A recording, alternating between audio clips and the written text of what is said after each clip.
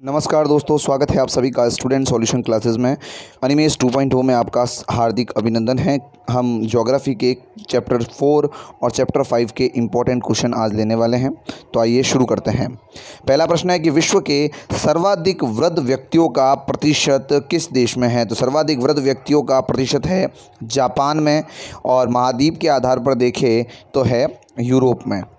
100% साक्षरता वाले देश कौन से हैं। तो 100% साक्षरता वाले देशों में हैं आपके जापान, ऑस्ट्रेलिया, डेनमार्क और फिनलैंड। हम यहाँ पर चैप्टर 4 और चैप्टर 5 के इंपॉर्टेंट क्वेश्चंस ले रहे हैं। आयु वर्गों के अनुसार किस वर्ग में सर्वाधिक जनसंख्या पाई जाती है। आयु वर्ग के अनुसार प्रौढ़ आयु वर्ग यानी 15 से 64 में सर्वाधिक जनसंख्या पाई जाती है। सर्वाधिक जनसंख्या जो है वो इस वर्ग में 15 से 64 साल के लोग ज़्यादा है। अब बात करें लिंगानुपात किसे कहते हैं। तो जनसंख्या में लिंग अनुपात पुरुष तथा स्त्रियों के बीच संतुलन का एक सूचक होता है। लिंग अनुपात ज्ञात करने हेतु प्रति 1000 पुरुषों पर स्त्रियों की संख्या ज्ञात की जाती है। कुछ देशों में प्रति 1000 स्त्रियों पर पुरुषों की संख्या द्वारा भी इसे ज्ञात किया जाता है। वहाँ यहाँ पर सूत्र ये ले लेंगे हम, पुरुषों की संख्या बटा स्त्रियों की संख्या इंटू 1000, अथवा प्रति 1000 स्त्रियों पर पुरुषों की संख्या हो तो पुरुषों की संख्या बटा स्त्रियों की संख्या इंटू 1000। विश्व में सर्वाधिक नागरिक जनसंख्या किस महाद्वीप में है। तो सर्वाधिक नागरिक जनसंख्या है उत्तरी अमेरिका 71%। सक्रिय जनसंख्या किसे कहते हैं।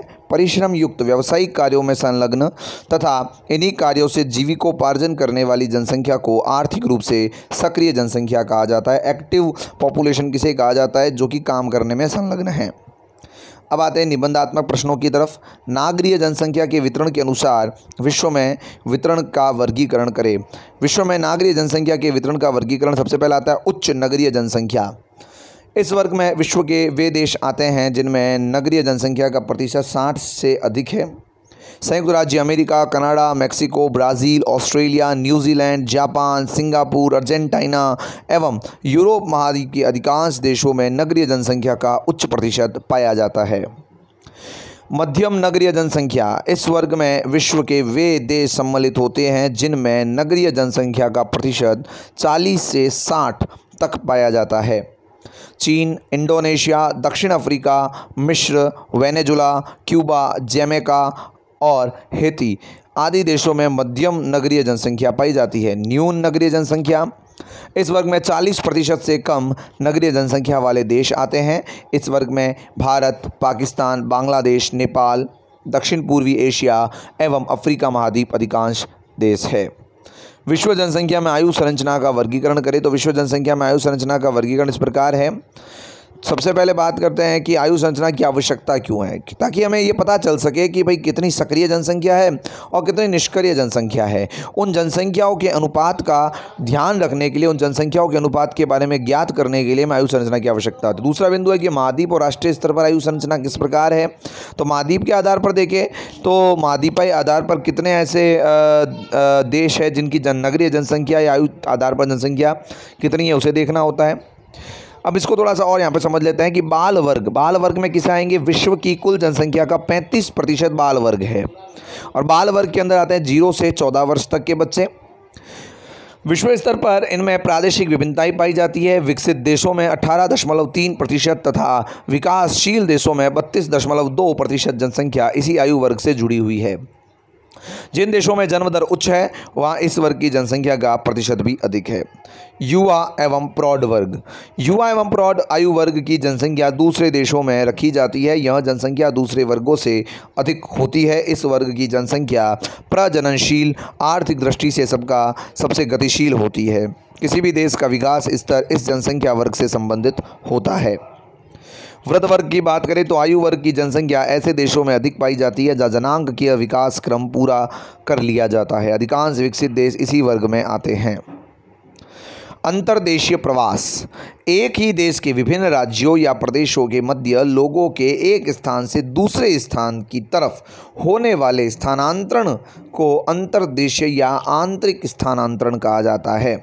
आंतरिक स्थानांतरण एक राज्य से दूसरे राज्य की ओर हो सकता है और इसे हम अंतर्राज्यीय स्थानांतरण भी कहते हैं।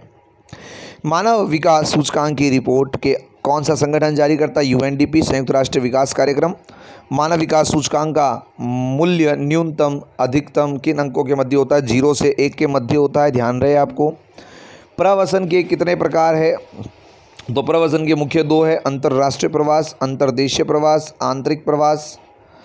फिर आता है HDI, किसे कहते हैं? Human development index. यह वहाँ सूचकांक जिसके आधार पर विश्व में देशों में मानव विकास के स्तर को समझने में सहायता व तुलना करने में सहायता मिलती है, उसे मानव विकास सूचकांक के नाम से जाना जाता है। इसे ज्ञात करने के लिए 3 आधारभूत आयाम लिए जाते हैं। जन्म के समय जीवन प्रत्याशा, बच्चे का जन्म हुआ तो वो कितने साल जीवन जी सकता है, उसकी जीवन प्रत्याशा कितनी है।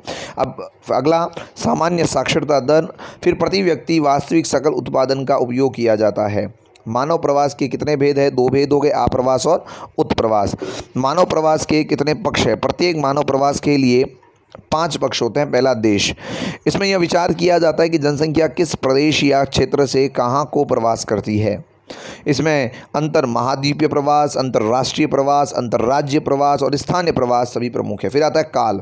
इसमें आता है कि प्रवास कितने समय के लिए? दीर्घकालीन प्रवास यानी लंबे समय, आप कहीं से छोड़ के कहीं एक जगह पे लंबे समय के लिए चले गए हो। सामयिक प्रवास यानी समय अंतराल में अभी जरूरत है वापस आ जाओगे। दैनिक प्रवास, रोज आते हो डेली अप डाउन करते हो। कारण, इसमें जनसंख्या प्रवास के कारणों पर विचार किया जाता है कि भाई प्रवास क्यों, कोई व्यक्ति एक स्थान से दूसरे स्थान आखिर क्यों जा रहा है। भौतिक कारण है, आर्थिक कारण है, सामाजिक कारण है, सांस्कृतिक कारण है, राजनीतिक कारण है, किस कारण को लेकर वह एक स्थान से दूसरे स्थान जाता है। संख्या, प्रवास के संख्या पक्ष में इस बात पर विचार किया जाता है कि किसी देश से बाहर जाने वाले प्रवासी या अंतर प्रवासी जनता और बाहरी देशों से आने वाली प्रवासी जनता की संख्या कितनी संख्या में लोग प्रवासित हो रहे हैं, ये संख्या वाली बात आ जाएगी। फिर आती है स्थिरता, ऐसे प्रवास जिसमें प्रवासी जनता नए देशों में जाकर स्थायी प्रकार से बस जाती है, जैसे अमेरिका, दक्षिणी ऑस्ट्रेलिया, दक्षिणी अफ्रीका आदि में यूरोपीय लोग स्थायी रूप से बस गए। निबंधात्मक प्रश्नों की तरफ चलते हैं कि मानव विकास की संकल्पना को विस्तार से समझाइए। विकास मूलतः एक बहुआयामी संकल्पना है। विकास का लक्ष्य लोगों का कल्याण करना होता है, तथापि जन कल्याण केवल धन के द्वारा ही संभव नहीं है। आर्थिक, सामाजिक और सांस्कृतिक विकास मानव कल्याण के प्रमुख पक्ष है। इन बातों को ध्यान में रखकर संयुक्त राष्ट्र ने सभी देशों के समक्ष मानव विकास की संकल्पना का लक्ष्य प्रस्तुत किया। देखिए, मानव ये वही वाली बात है कि केवल ये नहीं कि केवल पैसे से सब कुछ चीज़ें खरीदी जा सकती हो। पैसे से आप अच्छा एनवायरनमेंट नहीं खरीद सकते, पैसे से आप रिस्पेक्ट नहीं खरीद सकते। तो मानव के सभी ओर से ध्यान रखना, यही जो है आप मानव विकास के अंतर देख सकते हो। मानव विकास की अवधारणा का प्रतिपादन अनेक दशकों तक किसी देश के विकास स्तर को केवल आर्थिक वृद्धि के रूप में देखा जाता था। जिस देश की अर्थव्यवस्था जितनी बड़ी होती है उसे उतना ही अधिक विकसित माना जाता है।